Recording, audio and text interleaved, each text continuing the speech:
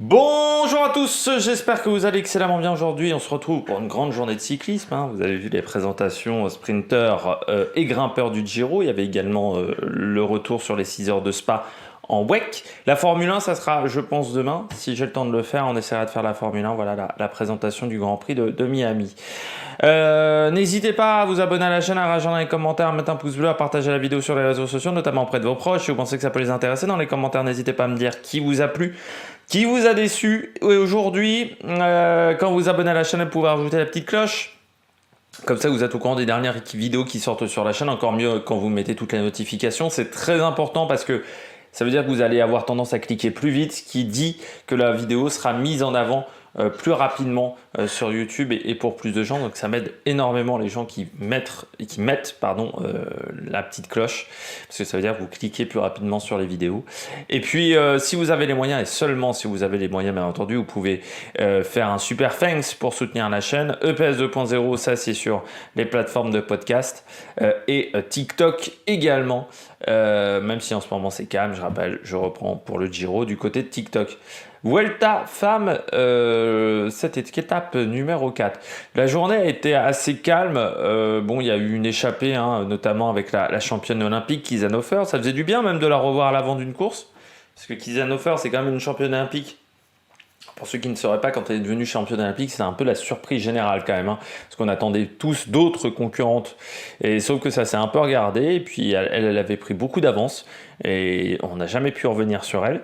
Et les Pays-Bas étaient passés largement à côté de leur course cette année-là. Et donc Kiesenhofer, un peu une championne surprise. Et ça n'a pas été facile à assumer pour elle derrière. Donc là, elle a trouvé un contrat chez Israël.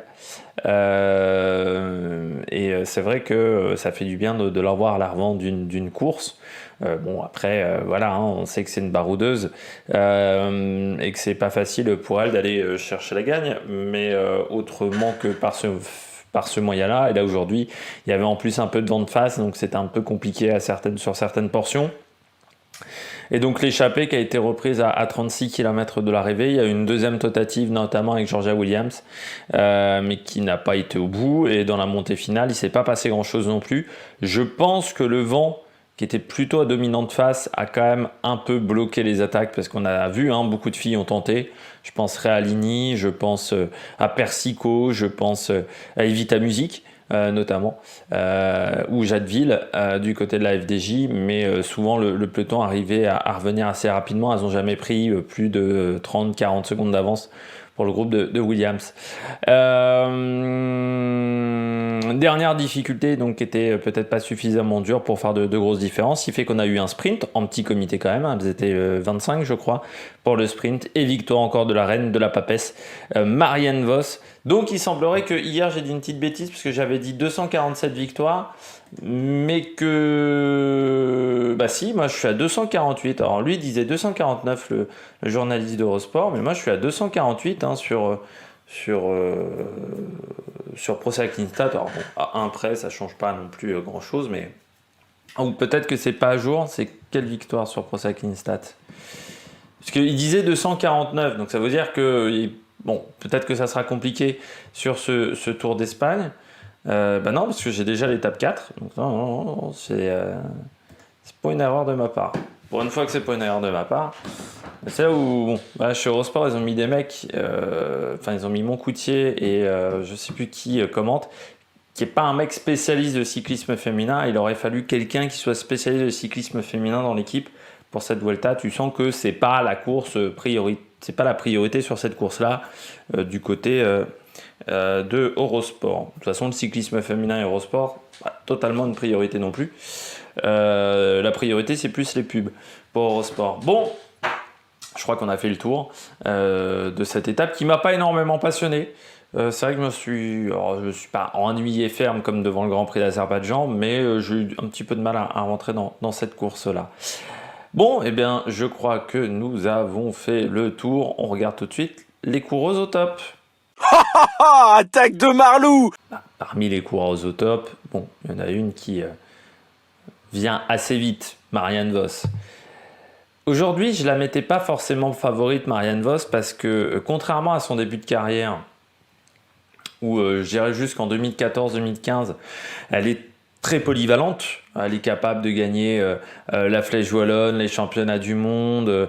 Voilà, elle est capable de faire vraiment des très très bons résultats. Après 2013-2014, elle a décidé vraiment plus de se tourner vers les sprints parce qu'elle a eu 2-3 années un petit peu compliquées entre, je dirais 2014, 2015, 2016. On la voit pas tant que ça, Marianne Vos, pendant ces 3-4 années-là. Les dernières années de la Rabobank, on la voit pas énormément, Marianne Vos. Et c'est vrai qu'elle a décidé ensuite de se concentrer uniquement sur le sprint. Et c'est pour ça que maintenant elle a de nouveau des résultats depuis qu'elle a rejoint notamment CCC, CCC Live, Jumbo Visma derrière. Alors que pendant très longtemps c'était vraiment une concurrente qui était capable de gagner sur tous les terrains. C'était une fille qui était hyper polyvalente. Dans ces 248 victoires, vous voyez, il y a des étapes très compliquées, il y a des courses très difficiles. Et depuis qu'elle a décidé de se concentrer sur le sprint, c'est vrai qu'elle a un peu délaissé les épreuves vallonnées, ce qui est tout à fait normal parce que c'est plus forcément sa spécialité et c'est plus forcément là où elle est compétente. Mais elle a quand même l'avantage, c'est de peser 58 kilos. Donc c'est quand même pas le plus lourd gabarit du cyclisme féminin. Et c'est vrai que dans la montée, ça a peut-être aidé. Le vent de face a certainement dû aider aussi, parce que ça a permis d'éviter non plus aussi trop d'attaques. Mais malgré tout, à 10 km de l'arrivée, à un moment on la voit à l'arrière du groupe. Et là, je me dis, ça va être compliqué parce que je pense qu'elle s'est un peu cramée, elle s'est accrochée. Et je sais que dans ce genre de situation-là, Marianne Vos, quand elle est obligée de s'accrocher dans une montée, souvent le sprint derrière, il est pas foufou de la part de Marianne Vos. Et là, je me dis, ça va peut-être être compliqué. Une Chloé Digert semble un peu mieux. Et ça va peut-être mieux se passer pour une Chloé Digert. Mon Charlotte Cole avait abandonné déjà auparavant. Mais je voyais peut-être Chloé Digert. À ce moment-là, j'avais pas vu qu'il y avait encore Emma Nosgard. Et puis dans le sprint à l'arrivée, il n'y a pas photo quoi. Il y a un vélo d'écart avec Nosgard. Voilà, c'est une démonstration sur ce sprint-là. Et moi, c'est incroyable parce que j'ai tout le temps connu, depuis que je regarde du cyclisme féminin, depuis que je regardais les résumés genre de 5 minutes de la Flèche Wallonne, il y a 15 ans, j'ai toujours connu Marianne Vos.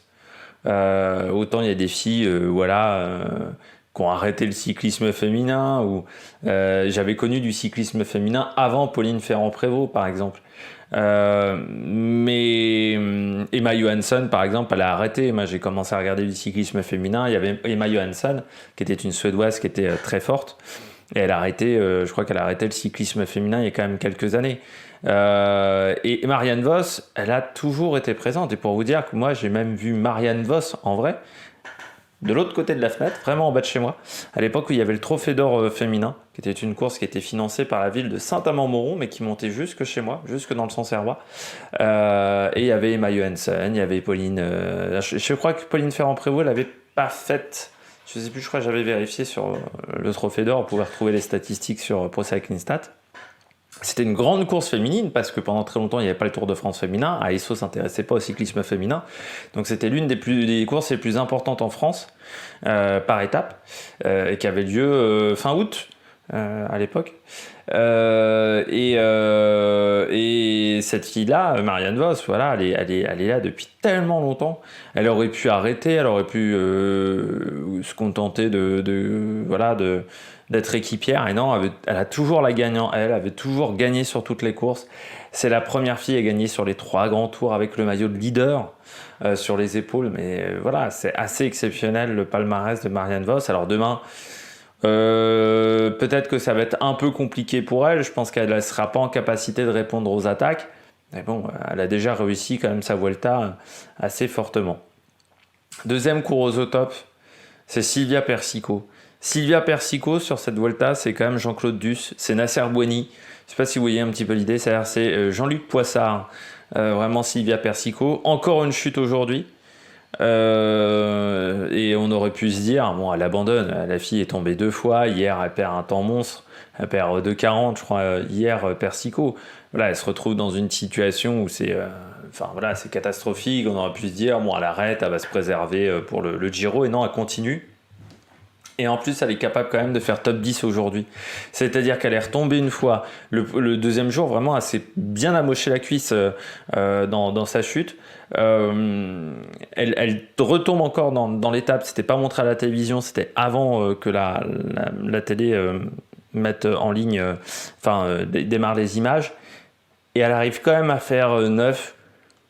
Alors que mentalement, très clairement, après sa deuxième chute, elle doit être...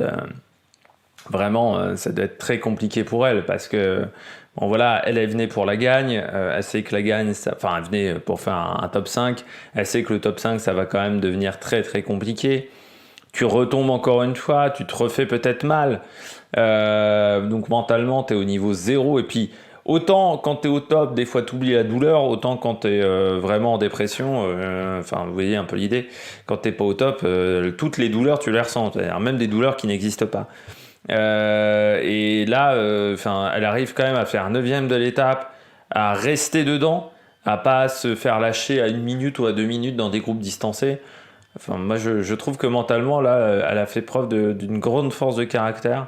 Et c'est pour ça que je voulais la mettre en avant aujourd'hui. Oui, elle est loin au général. Persico, elle doit être... hop, que je la retrouve au général. Persico. Moi, elle est à 2,47, Sylvia Persico, donc c'est très très très très loin. Mais la force de caractère dont elle a fait preuve aujourd'hui, c'est très bien. Autre fille au top, Emma Norsgaard, belle 2e place aujourd'hui, c'est son 3e top 5 sur cette épreuve, 4e du contre-la-montre par équipe avec la Movistar, 5e à la Roda. Hier, 2e aujourd'hui. Fille qui a fait également 2e du Woman Cycling Pro Costa de Almeria et 4e de la dernière étape de l'UAE Tour. Elle avait pas couru depuis les Strade Bianche, Emma Norsgaard. C'est une fille qui a 23 ans, qui a commencé très tôt, comme souvent chez les filles, en 2018. Donc elle avait 19 ans à l'époque.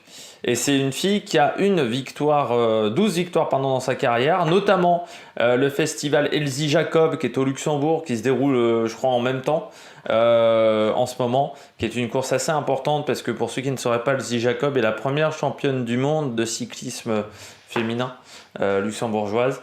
Elle a remporté également le Samin des Dins parce que c'est vraiment une spécialiste de ces courses-là.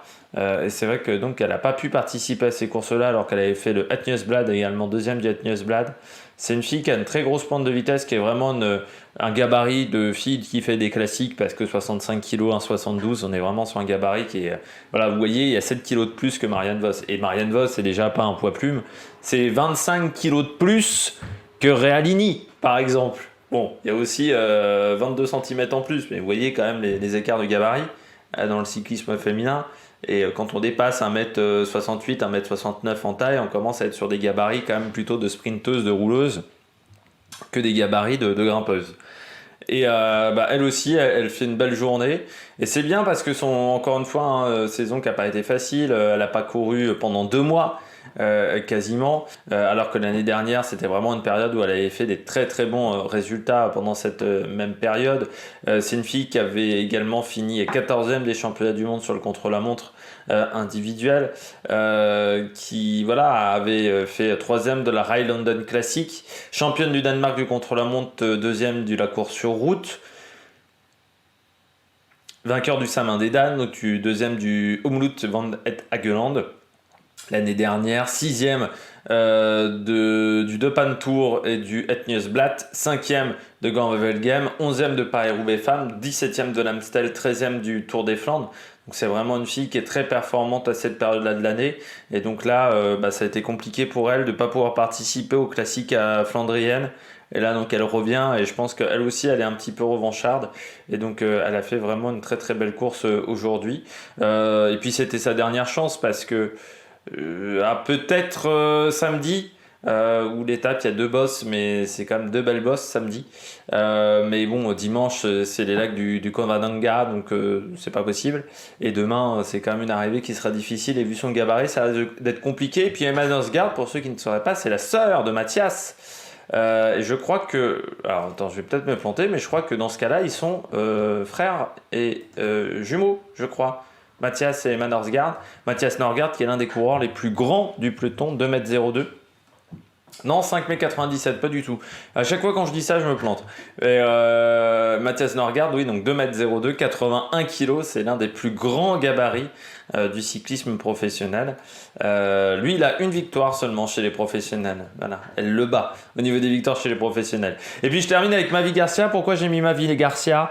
J'ai trouvé, quand elle est revenue, alors à un moment dans la montée finale, vous avez une attaque, vous avez Van Vleuten et Vollering qui partent. Parce qu'il y a Vollering en fait qui accélère, Van Vleuten suit la roue et puis ensuite elle relaie directement Van Vleuten, puisque je pense qu'elle voulait pas se faire avoir par Vollering. Elle sait que son adversaire numéro 1 à Van Vleuten c'est Vollering. Et à ce moment-là, Mavi Garcia, elle est dans un groupe qui est à une cinquantaine, soixantaine de mètres, et elle est vraiment revenue très facilement sur les deux filles de devant. Et je rappelle que les deux filles de devant, c'est Vollering qui a remporté les 3 Ardennaises et Van Vleuten qui a remporté les 3 derniers grands tours. Donc il faut quand même le faire. C'est vraiment les deux filles qui dominent sur les grandes courses, et puis c'est les 2 premières du dernier Tour de France. Vollering, elle avait fait 2 du dernier Tour de France.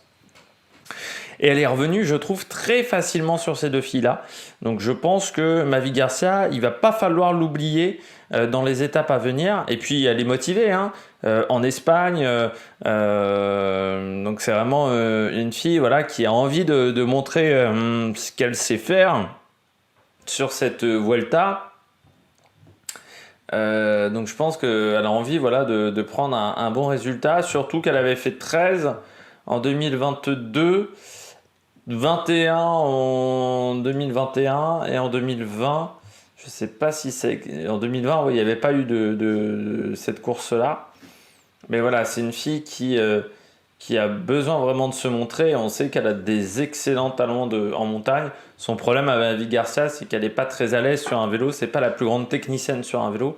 Mais par contre, elle est vraiment très bonne grimpeuse, puisqu'elle a quand même fait 2e du Tour cycliste féminin international de l'Ardèche en 2020, 6e en 2019, qui est une course importante du calendrier français. Qui est une 2.1, mais qui est une course qui est très difficile et surtout qui dure 7 jours. C'était pendant très longtemps la course en France la plus longue du calendrier, donc ça va être intéressant de voir ce que ça va donner pour Mavi Garcia, mais je trouve que les jambes sont bonnes. On passe tout de suite au bonnet d'âne. 2 bonnets d'âne. La première bonnet d'âne du jour, c'est Kristen Faulkner, l'américaine. C'est triste de la voir en difficulté, Faulkner. Mais hier, elle fait partie des filles qui ont perdu beaucoup de temps. Là, aujourd'hui, elle est de nouveau distancée. Et c'est vrai que depuis sa disqualification sur l'Estrade Bianche, elle a vraiment beaucoup de mal. Ça lui a fait beaucoup de mal, je pense, mentalement. On en avait parlé, c'était sur la Flèche Wallonne ou sur Liège. Je ne sais plus où elle a fini très loin aussi sur ces courses-là. Et c'est vrai que j'avais dit, on sent que ça l'a vraiment affectée parce que, bon, elle a été disqualifiée, considérée comme du dopage, même si elle n'a pas eu de suspension, parce qu'elle avait un patch pour tester la glycémie sur elle pendant la course.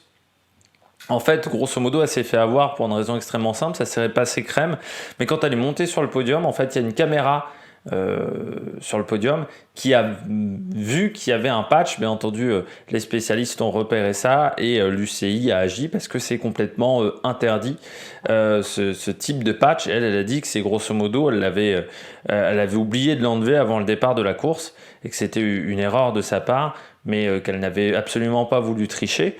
Et ça a été derrière, on sent que c'est très très compliqué pour elle. Là, elle tente de sortir dans la montée, mais ça marche pas du tout. Il n'y a pas vraiment de force dans son attaque. C'est une fille pourtant qui a fait des démonstrations l'année dernière sur le Giro en échappée, où elle avait vraiment été impressionnante. Mais là, c'est vrai que sur cette course-là, elle est vraiment en difficulté, alors que c'est une spécialiste quand même des courses par étapes, Faulkner. Et là, elle met vraiment pas un pied devant l'autre. Et c'est terrible, je trouve, pour elle, parce qu'elle vraiment elle prend un peu cher du côté de la Jericho Alula, alors que c'est une fille qui a un gros talent. Mais là, ça ne se passe pas du tout correctement. Et voilà, elle n'arrive pas vraiment à s'en sortir. Je pense que cette disqualification-là, le fait d'être accusée de dopage, vraiment, elle arrive.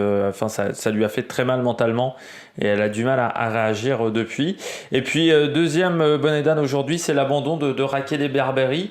Rachele Barbieri, qui est une sprinteuse. Alors, vous allez me dire, bon, oui, l'étape du jour était un petit peu compliquée, mais je la mets en flop parce que Vraiment, elle a un début de saison qui est très très compliqué, Rakele. Deux top 5, on va dire, mais c'est une fille qui est capable d'avoir tellement de grands résultats, qui a quand même, qui n'a que 2 victoires dans son palmarès, mais c'est une fille qui a déjà eu beaucoup de top 10. L'année dernière, par exemple, elle fait 4 top 10 sur le Tour de France, troisième des championnats d'Europe. Où c'était un sprint massif. Sur le Tour d'Italie, elle prend également 4 top 10. C'est pas une fille qui gagne, mais c'est une fille qui a toujours des bons résultats. Puis l'année dernière, elle avait fait une grande campagne au mois d'avril, au mois de mai. Et là, elle passe vraiment complètement à côté de cette course. Et son début de saison est vraiment pas bon. Pour Rakele Barbieri, c'est dommage parce que c'est une fille qui est là dans le cyclisme féminin depuis maintenant quelques années aussi. Elle est arrivée en 2016.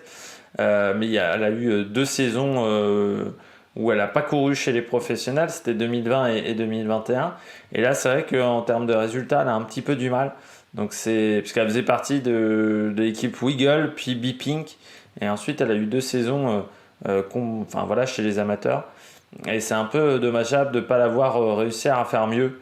Parce que c'est une fille aussi qui a un gros potentiel au sprint, qui a un gabarit qui est presque maigrichon pour du sprint parce qu'elle a un 67-55 kg. Mais c'est une fille qui a vraiment un gros potentiel et bon, là en ce moment elle ne s'en sort pas. Et c'est un peu triste parce que voilà, c'est une fille qui a beaucoup de talent également. Donc c'est pour ça que je voulais la mettre en bonnet d'âne. On regarde tout de suite l'étape de demain. L'étape 5 de cette Vuelta 2023, première arrivée au sommet. Alors vous attendez pas non plus un truc exceptionnel, hein, avec le Mirador des Penas Lanas, la Cabrera pour le départ, 129 km de course. Bon, c'est un petit peu court quand même, hein, mais c'est le principe. Du côté du cyclisme féminin, de difficulté, une côte de première catégorie, mais chez les garçons on appellerait ça un sommet de deuxième catégorie. Et puis une côte de deuxième catégorie, qu'on appellerait ça plutôt une côte de troisième catégorie, presque du côté du Mirador de Penas Leanas. Le début de journée, plutôt assez calme du côté de Penagila, de Buitrago de Loyosa, et puis à Loyosa, kilomètre 41.5, le pied de la première difficulté du jour, le Puerto de Navafria. 11 km 5 à 5,8 de moyenne. Hop là, on le regarde tout de suite. Alors il y a 2 passages un peu plus compliqués entre le kilomètre 3 et le kilomètre 7. À part entre le kilomètre 5 et le kilomètre 6 où on est à 6%, mais on sera toujours au-dessus des 6% de moyenne. Donc là, ça grimpe un peu plus, surtout entre le kilomètre 4 et le kilomètre 3, et le kilomètre 5, on est au-delà de 7% de moyenne. C'est là où on devrait avoir les plus gros pourcentages. Et puis également entre le kilomètre 9 et le kilomètre 10, on a un passage à 6,2%. Mais sinon, ça reste quand même très roulant pour cette difficulté. Mais on va monter quand même à 1766 mètres d'altitude. Donc ça peut avoir un impact chez certaines filles qui peuvent avoir du mal à gérer ça. Parce que bon, on n'a pas la possibilité chez les filles de faire des stages aussi souvent que chez les garçons en altitude. Surtout qu'il y a eu quand même la campagne d'Ardennaise. Donc cette Vuelta arrive très vite après la campagne d'Ardennaise. Donc c'est pas toujours facile de faire des stages en altitude du côté des filles. On redescend vers Navafria, Pradema et puis ensuite on attaque 60 km de plat pour atteindre le sprint intermédiaire à Razia, le sprint intermédiaire qui sera à 6 km de l'arrivée et puis ensuite la montée finale à Razia, le Mirador des Penas Lianas. 4 km 6 à 7,2% de moyenne, 1479 mètres d'altitude. Un passage compliqué entre le kilomètre 2 et le kilomètre 3 à 9,9% de moyenne. Ensuite, c'est un peu plus facile derrière. On va dire que la côte commence vraiment à la sortie du kilomètre 2 avec ce passage à 9,9%. Parce qu'ensuite, c'est vrai que ça devient une côte un peu plus compliquée.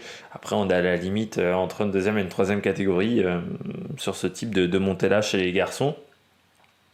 Et un pied à 6,6%, mais surtout voilà, il faut prendre en compte qu'on est quand même, on va rester à 1000 mètres d'altitude pendant quand même 60 bornes hein, quasiment, où on sera au-dessus des 1000 mètres d'altitude. Cette journée va quand même se placer quasiment tout le temps au-dessus de 1000 mètres d'altitude. Donc ça va prendre en compte. Si certaines filles n'aiment pas trop l'altitude, ça peut avoir un impact après 130 km de course.